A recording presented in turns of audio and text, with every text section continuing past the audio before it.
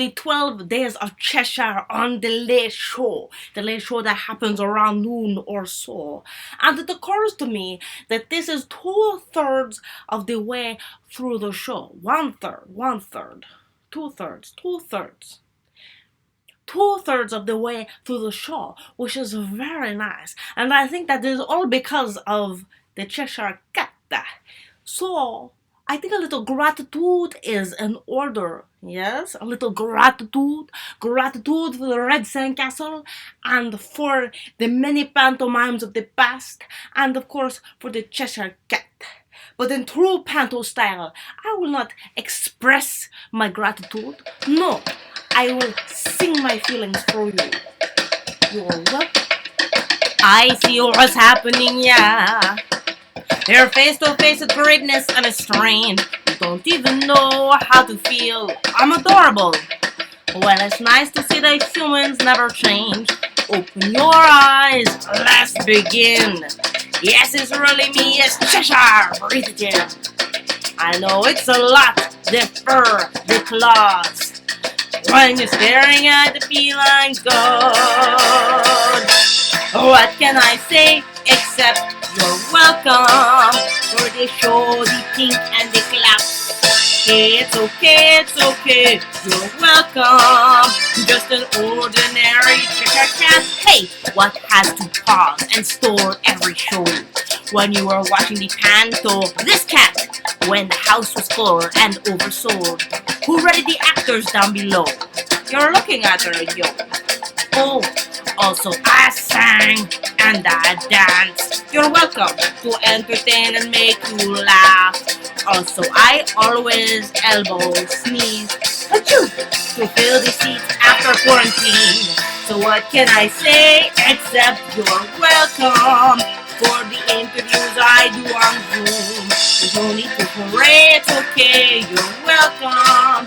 I guess it's just my way of being cool. You're welcome, you're welcome. You know, come to think of it, honestly, I can go on and on. I can enjoy every panto phenomenon. The lights, the stage, the sound. That was Cheshire just messing around. I chase away mics, I terrify rats. Chewed on a leaf, now you got cat grass. What's the lesson? What's the takeaway? Don't mess with me when I'm on a breakaway. And every grin that I grin is a map of the victories I win. Look where I've been, I make everything happen. Look at that pink ass just tippity tappity. Ha, ha, ha, ha, ha, ha, ha, ha. Hey! Well, anyway, let me say you're welcome for the wonderful show, you know. Hey, it's okay, you're welcome. Welcome to think of it, I've got to do so. Hey, it's your day to say you're welcome. Cause I'm going to need you to hit subscribe. Hey, I'm talking away your way, you're welcome. Cause Cheshire I can do everything except write and subscribe. You're welcome, you're welcome. Oh, and thank you. Oh, what? Well, this is hardly a present. This is just a bunch of mess. You know, when the quarantine started, I told my maids, I have 8 of them, that I would fire them under no circumstances while the pandemic continued. You know what? They're really milking it.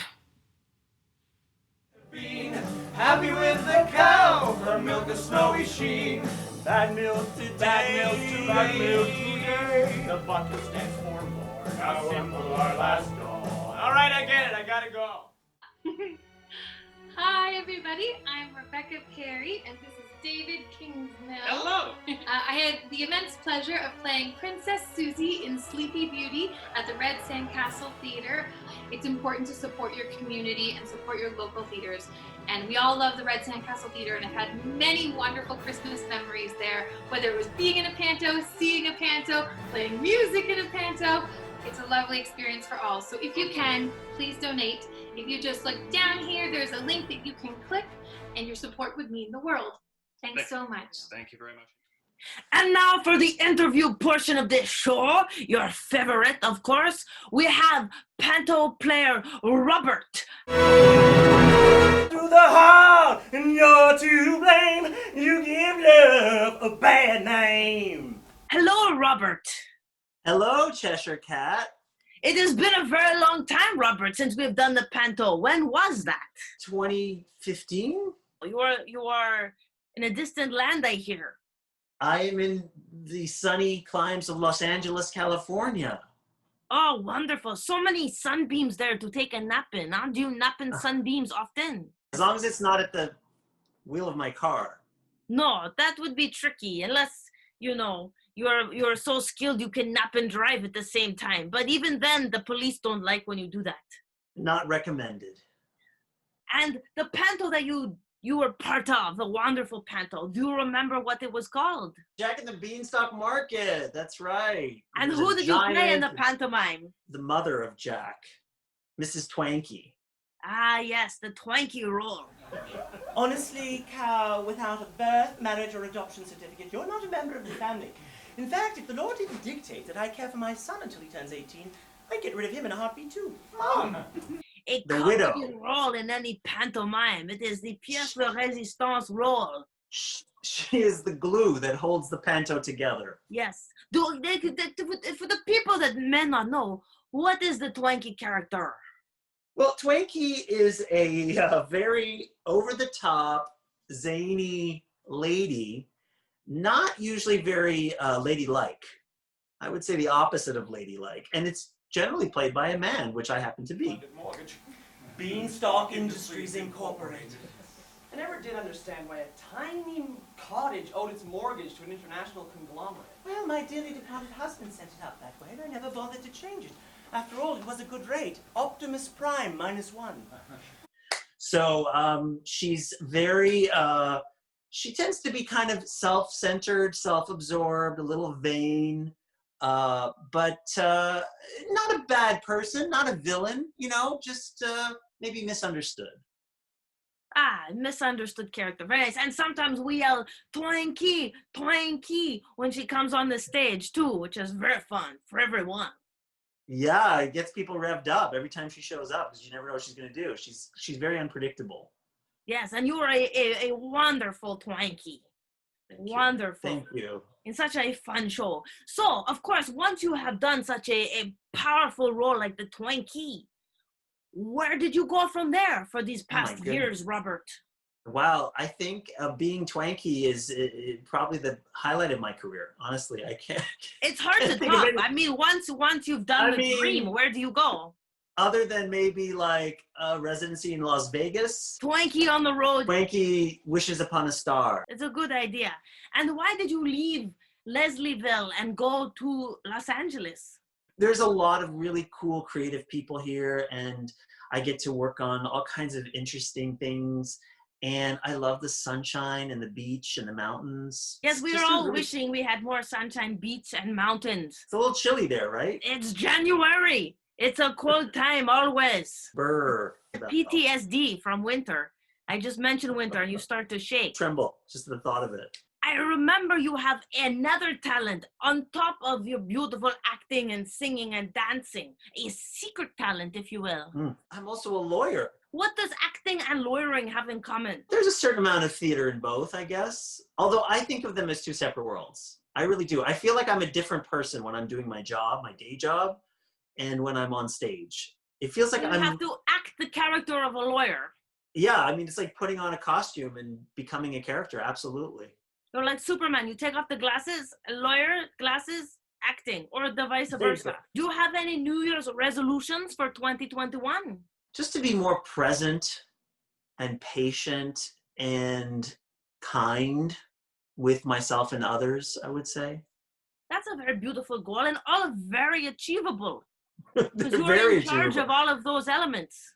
The bar is low. It is a high bar, but for yourself, you know? True. Like yeah, if your goal was to win $1 million, it'd be less in your control. Yeah, or like the US Open or something. That would be tough. Yeah. You have to practice tennis. I like to have simple goals and simple resolutions. And were you in Los Angeles for some quarantine time? Yes, I'm here at home in my apartment in Hollywood. Have you heard of it? Of course. I have heard of everything. I am an all-knowing cat. Yes. It's where they make the motion pictures. Just kidding. They don't do that in here anymore. They don't make motion pictures in Hollywood. No, not anymore. This Not is since news to me. Maybe I know everything minus this one fact. No, all the movies are in like Culver City or Burbank now. That's where the studios are. So what's in Hollywood? Just a big sign that says Hollywood. There's a Zara down the street. Oh, no subway train. I mean, there is a subway train here too, but nobody takes it.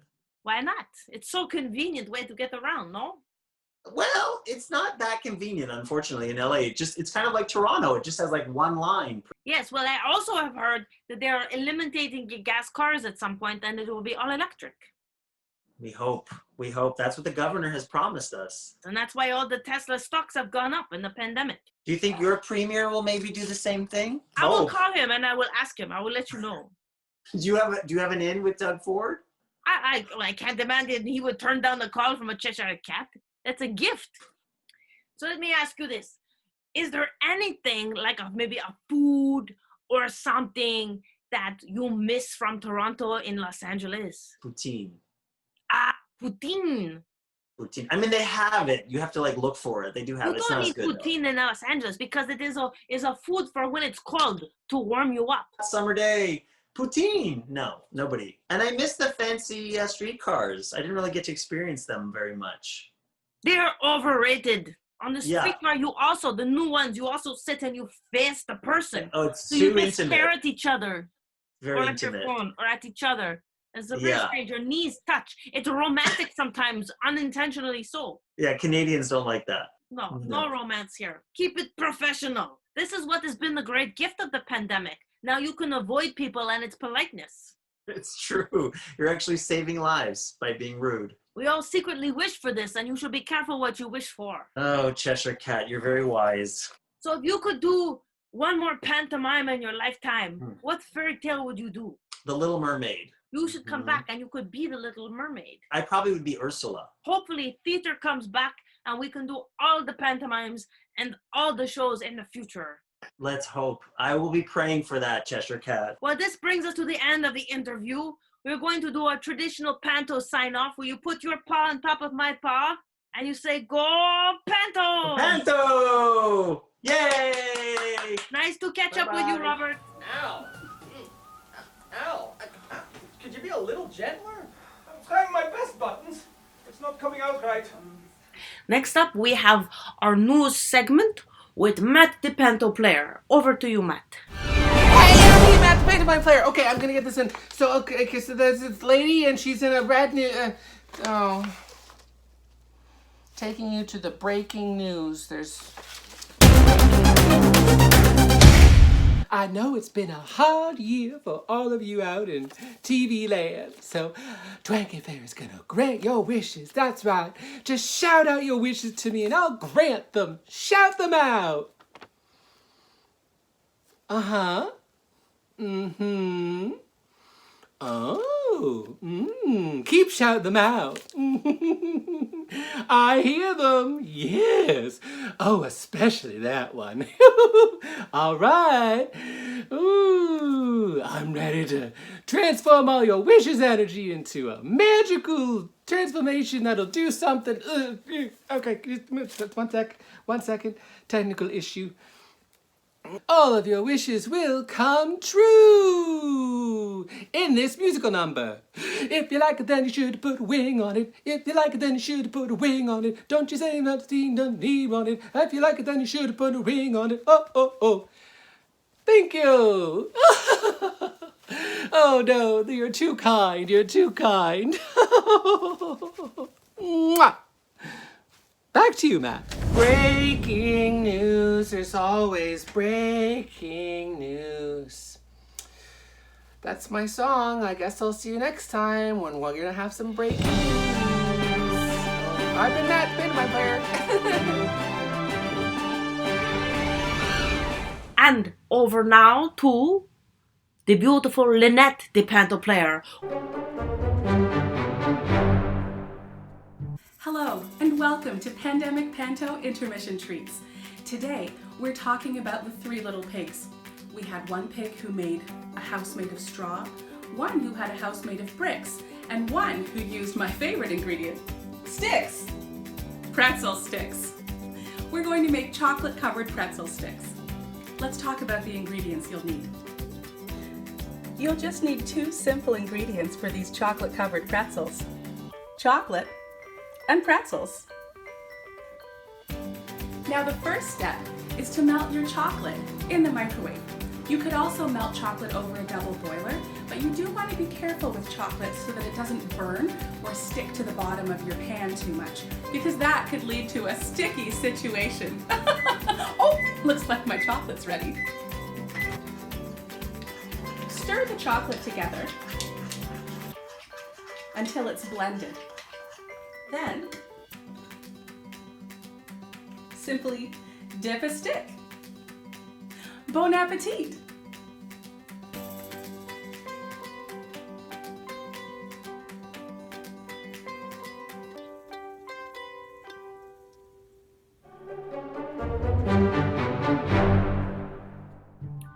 Today's story is The Ugly Duckling and the Cat. Once upon a time, there was a cat who lived in Denmark. Now, I'm sure this has caused you all sorts of curiosity. Already questions such as, where is Denmark? And what is a cat doing in Denmark?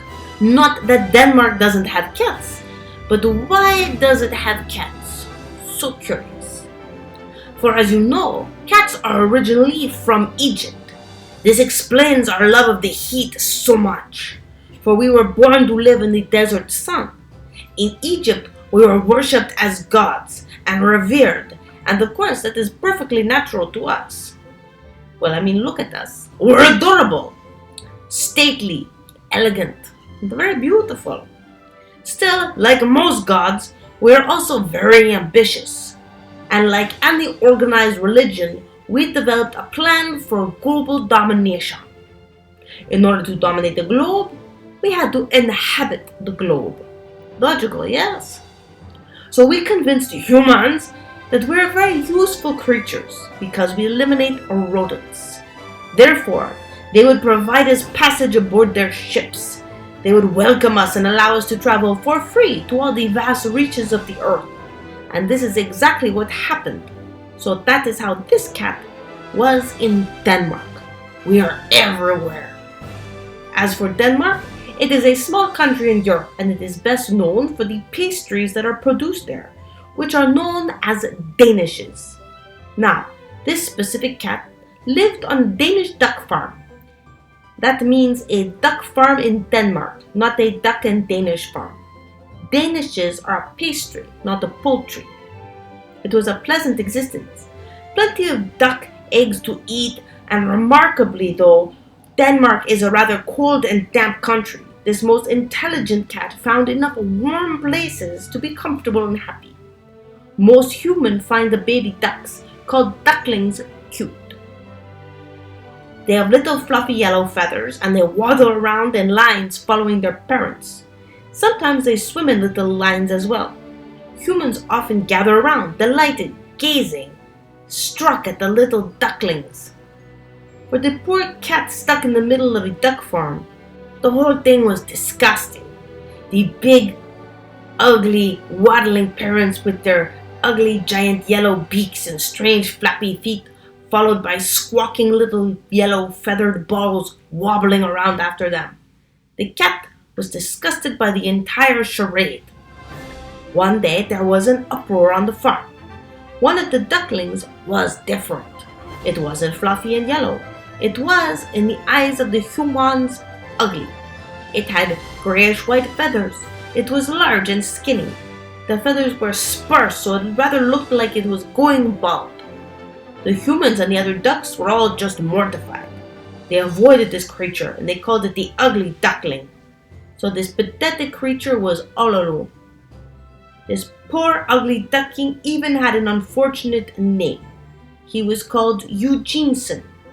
So when the pathetic little Eugeneson finally waddled over to the cat's cozy nest, the cat agreed to let them join him in the nap. An extra warm ugly duckling was at least an extra warm friend for napping. In addition to looking different, Eugeneson was extremely talkative, moaning on for hours about his ugliness and coming up with different theories as to why he was so ugly. Do you think, cat, that perhaps it isn't that I'm ugly, that maybe I'm not a duck at all. Maybe I'm a swan, and I'll grow up and I'll be the most beautiful bird of all. And then they'll all be ashamed of how they have treated me. That will show them. I'll strut around and show off my beautiful white feathers and my long, elegant neck. It was 2 o'clock in the morning. The cat had been tolerant up until this point, but this was the straw that broke the camel's back, or perhaps you could say the cat's back, or at least the cat's patience. Look, little duckling, here's the thing. You are a bird. All birds are ugly.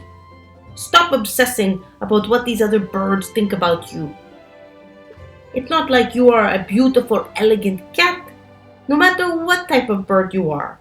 You have strange, rubbery-looking legs. You have webbed feet. You will waddle around like a big, clumsy ball. There is no hope. Even if you are a swan, it won't matter. Swans, even at the top of the bird chain, are still pretty ugly. Embrace that you are ugly. Accept yourself as a vile, hideous creature that floats and be proud of that. Being the most beautiful bird is like being the smartest dog or the fastest human. Yes, may have some sort of prize to it, but you're still nothing compared to a cat. So the duckling did just that. He loved himself exactly as he was, because there was no use comparing himself on a scale of achievement where he would never excel. It turned out he was right. He was a swan. And so later in life, other ducks found him quite beautiful. But he always remembered humbly that he, being a bird, was inferior to cats. And that humility served him well his entire life. So the moral of the story is, if you are not a cat, be humble.